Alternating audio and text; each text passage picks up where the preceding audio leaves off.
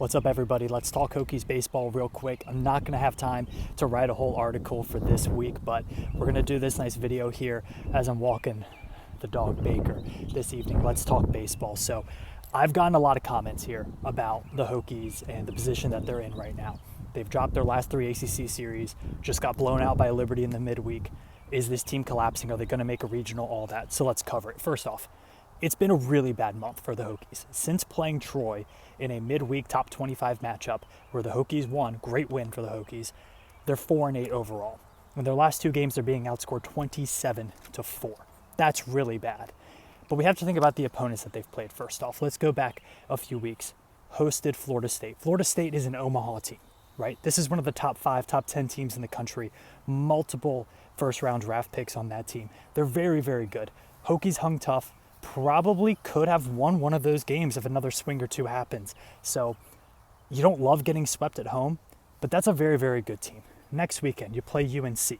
Again, another team that could make Omaha. You're playing really, really well. You win one of those games. In fact, that win on Saturday, best win that the Hokies had all season was that win against the Tar Heels. But you drop that series. And then your next series, you end up playing Duke. Duke has won 2 out of the last 3 ACC tournaments. They're a very, very good team. They have a ton of good players.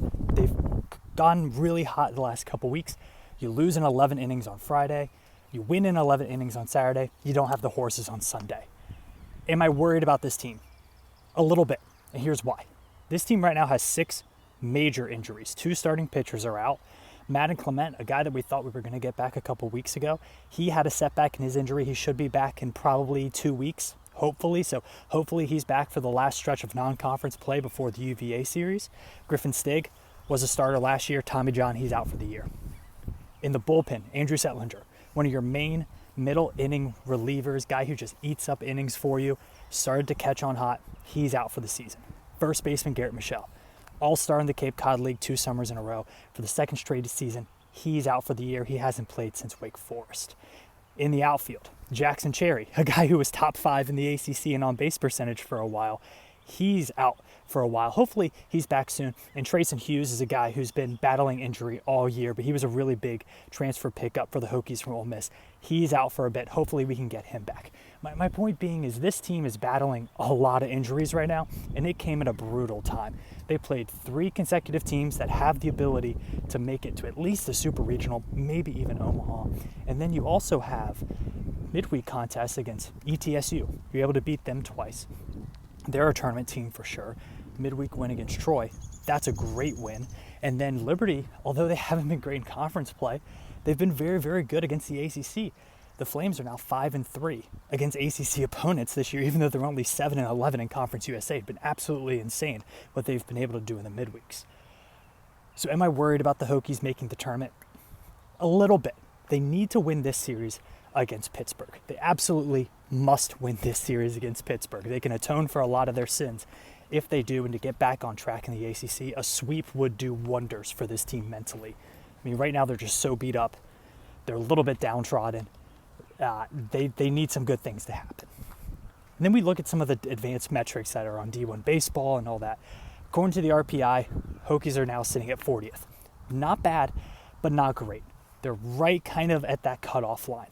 I think what's saving them is they have a top 20 strength of schedule. Top 15 if you look at D1 Sports Diamond Sports ratings, which is like RPI on steroids. Doing really well there. They're 36th right now in the Diamond Sports rankings with the 14th toughest schedule in the country according to that. So top 20 toughest schedule, top 40 team resume-wise. Hokies are going to be fine. They have all of those underlying metrics that you need for a team to make a regional. They just got to win some games here. And I think it should happen against Pittsburgh, but you never know. And lastly, I've gotten a few questions about kind of the state of the program.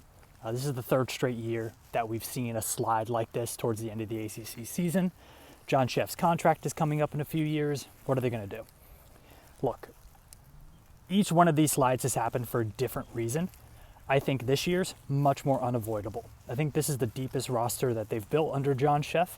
I think it's the one that they have built most like a modern college roster. It's partially really good evaluations in the transfer portal, partially really good high school recruiting, something that Virginia Tech is continually getting better and better at. I think the program's in a good spot. They do have a lot of funding. So does everyone else in the ACC, right? All of these teams that they're playing have good funding. They have good stadiums. They have talented rosters, right? So last thing, I've gotten a few questions about kind of the state of this program. John Sheff's contract is coming up in a few years, and this is the third straight year that we've seen kind of a slide like this in the second half of the ACC season. Look, all three have kind of happened for different reasons. I think this is the deepest roster that they've ever built. I think they did a great job building it through the transfer portal and also through high school recruiting, something they get continually better at. You know, injuries happen, and they can atone for those and make a regional and have a really good season. I'll also say this is a program that probably is underachieved for the amount of funding that they have. I will also say, so does everyone else in the ACC. Every team has really good coaches. Every team has a lot of talent. Every team has a pretty big budget for college baseball. You're playing in a gauntlet. I've told people, consider it a lot like South Carolina football or, you know, TCU football back when they were kind of in the old Big 12.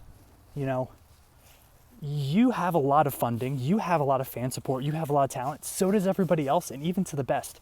Florida State, UNC, UVA, Wake Forest, NC State, these are some of the best college baseball programs in the country that you have to play every single year. You need to be highly funded. You need to be really committed in order to just compete in the first place. So I think Virginia Tech has underachieved a little bit over the last few years. I also think their trajectory is really, really good. And this season, if they make a regional, is a great step into the next era of Virginia Tech baseball.